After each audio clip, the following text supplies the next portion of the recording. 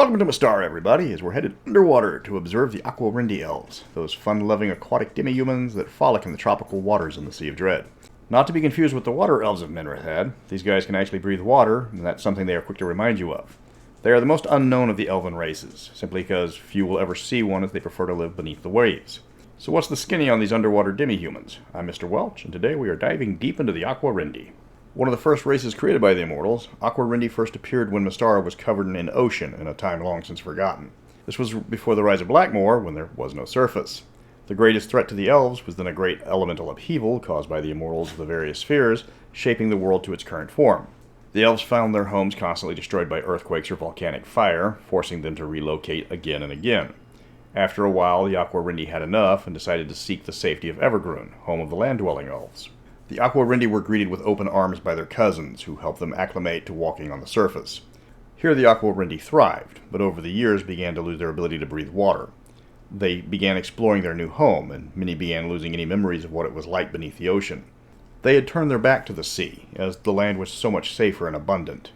Then the surface elves encountered a culture that would change their history forever. They encountered Blackmoor. Blackmoor and its technology lured the elves into its sphere of influence. It could provide everything the elves could want, though at the expense of their environment. Trees were chopped down to make way for new industries, and the elves turned their back on their culture to accept the technological gifts offered to them. But not all of the Aquarindi elves embraced the help of Blackmoor and its devices. Many of the elves wanted to return to the ocean and get away from the pollution and the habitat destruction. Those Aquarindi saw the error of their ways and wanted to return to their roots, but it wasn't as easy as they hoped. The patron immortal of the Aquarindi, Proteus, was not happy at what he considered a betrayal of his faith. He demanded that those that did return forever turn their backs on living on land.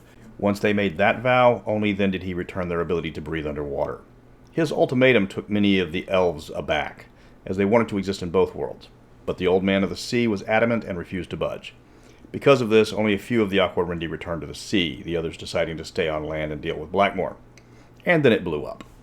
The Great Rain of Fire devastated the elven land of Evergreen. Worse, because the Aquarindi that decided to stay made the decision very late, and that doomed them. Only the elves that returned to the sea were spared, and even then it wasn't guaranteed. The Aquarindi found themselves fleeing the aftermath of the apocalypse, trying to find a portion of the ocean that wasn't boiling. Finally, they sought the intervention of the Immortals again, and again Proteus answered. The old man of the sea calmed the waters in what would become the Sea of Dread, creating a safe haven for the elves to rebuild their culture. He shaped the land into what would eventually break up and become the Aquarindi archipelago for the humans and the lizardmen. Life began to prosper in this region as other sea life flocked to it, the only part of the ocean hospitable to life for leagues. The great fronds of kelp developed, giving the Aquarindi their new home, and the new underwater cities were built from the resources made available to them. The Aquarindi never forgot the assistance of their patron immortal, nor the lessons they learned from living on land. Though the Aquarindi are the most populous in the Sea of Dread, and especially around the Minrithad guilds, they can be found in smaller numbers across the globe. Typically, enclaves of Aquarindi can be found in coastal regions where other elves reside on land. They can be found in the seas off Forest Home in Alphatia and in pockets near the Savage Coast, though outside of any cursed areas, as Cinnabril is almost impossible to acquire underwater. One noticeable trait of the Aquarindi is their long lifespans. They are by far the longest lived of all the elves. While their maximum lifespan is unknown, most scholars put it around 1,000 years. Only the sea dragon and kraken have longer lifespans compared to the undersea races. This means somewhere there is an elderly Aquarindi whose grandparents survived Blackmoor. Because of their long lifespan, they are sought out by people looking for information on lost history, or to see if anyone knows any information about a particular lost land. The few surface dwellers that know of the sunken nation of Timora will seek out the Aquarindi elves in hopes that one of them will have at least second-hand knowledge of that kingdom. Physically, Aquarindi tend to be taller than surface elves, but only by a matter of inches. They typically have tan to light blue skin, depending on where in the ocean they live, and of course they have gills. They have webbed fingers and toes, and they can swim as soon as they're born. They can breathe air and they function on the surface without penalty, though due to cultural and religious concerns they will only stay on land as long as they are needed. The Aquarindi speak the undersea version of Common, as well as their own Elvish dialect.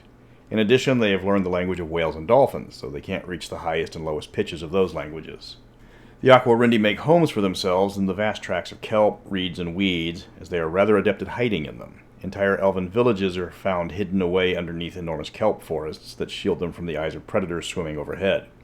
Because of their natural talent toward stealth, elven scouts are found in the employ in the armies of both the Marrow and the Tritons.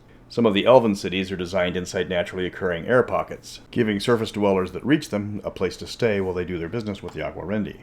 Being elves, all Aquarendi are capable of magic, with the normal restrictions on using spells underwater. You're not going to find an Aquarendi knowing how to cast Fireball, for example. Most spells used by the Aquarendi help with stealth and concealment, or provide help surviving the environmental hazards of the ocean. Aquarendi magic is less potent than the magics of the surface elves. They don't have a lot of damage-dealing spells. Even if they learned them from their surface cousins, destructive magic is often tamped down underwater. Due to their ability to function on land compared to other undersea races, when an Aquarendi has to journey onto land during a dangerous mission, they won't think twice about readying spells that they learned from their cousins. They're known for their laid-back nature. They would rather just enjoy themselves rather than seek out a life of adventure. They prefer leisure to work, though they don't shy away from necessary labor. Aquarendi usually rely on magic to handle all their manual work, giving them more time for play. They don't consider it lazy. That's the role of magic, to make their lives easier. The elves have 1,000 years to get their tasks done, so they're never in a hurry to do anything. Other races don't look down on them because of this attitude. When something needs to be done, they will do it. They just do it in the most efficient way possible, which in most cases uses magic. They famously get along with surface elves, though they won't travel too far inland. Their magic allows them to bring surfacers to their cities, which makes them one of the more popular races of the undersea variety. They are especially welcomed among the normally xenophobic Minrathad elves. The largest concentration of Aquarendi in the Sea of Dread is located between the nations of Aquarindi and Minrathad, in particular the waters surrounding Alfheim. They still communicate frequently with the water and wood elves there, but only them. They will trade with their cousins, providing riches from the sea for durable goods only available on the surface. This trade is kept secret from the other guilds of Minrathad, as the Aquarendi are given a special status by the other elves. Very few in Minrathad even know of the existence of the Aquarendi, and even fewer still know of this special arrangement. The main city for the Aquarendi is the city of Arendal, home to the Frond of Life, the Aquarendi's most sacred relic. It's almost impossible to find without the help or guidance of one of its elves. It lies beneath a great kelp forest, with the path through the plant life of maze of dead ends. The city itself is carved out of the reef rather than built up. Even the creatures that do somehow manage to find the city can easily overlook it because of its innocuous appearance. The Aquarendi will happily guide any ally to their home. As secretive as they are, they do enjoy good company and like showing off their culture. Inside the reefs you will find Frarendal, or the Cavern of the Sun. This is a portion of the reef that holds breathable air, something the Aquarendi find refreshing on occasion. Here they store their perishable items, as well as brew potions or similar liquids like alcohol. Land-dwelling visitors will be taken to Frarendal to stay, as there are several rooms with furnishings to accommodate guests. Any item that would rust or otherwise degrade in water will be stored in Frarendal.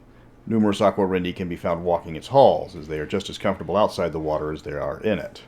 The Frond of Life is kept in an isolated cavern called Kalari, or the Cavern of the Frond. This is the one place where visitors are absolutely forbidden, as it is home to the clan's relic. Each major Aquarendi settlement has a Frond of Life, and they will defend it to the death from those that would steal its magic. The elf in charge of the Frond is the Frond Keeper, and while not the clan leader, they are second only to the leader in power. Only the wisest can become a Frond Keeper, and clan chiefs are better for listening to them. The Frond of Life can create numerous magical items, with the most famous creation being the Ship of the Deeps. The ship moves at an incredible rate, and uses magic to allow the crew to see what's around them. As you can imagine, this is quite useful in the blackened depths. As a bonus, the crews of the ship can communicate telepathically with each other, warning of hidden dangers or monsters. The Frond is also capable of creating magic weapons or armor, with bonuses up to plus 10, divided between all the items created per year, with a cap of plus 5 per item. Lastly, it can create potions of water breathing, which are traded, or sunlight, which will illuminate the depths below. The Aquarendi were created specifically for an undersea campaign, but unlike almost all the other races and the sea peoples, they can actually function on land. You won't find them walking around the streets of Glantry or anywhere near the deserts of Yalarum, but on the islands or the larger ports of coastal nations, they might make a cameo. They aren't xenophobic, they're actually quite approachable if you're friendly enough, but they're not a numerous people, and they are scattered across the ocean floor in small communities. Finding them should be almost impossible unless they want to be found, which might be an adventure in and of itself. That wraps up the Aquarendi. Like most Crucible races, they were never mentioned again outside the book that introduced them. And in that book, the information was scattered across several sections that has you flipping back and forth. Next week, we are turning to the left for fashion, and then turning to the right. Want to know who wears what? Or if those sandals go with that toga? Come back this weekend. But until then, please enjoy this rendition of the Aquarendi men's choral tribute to Beethoven.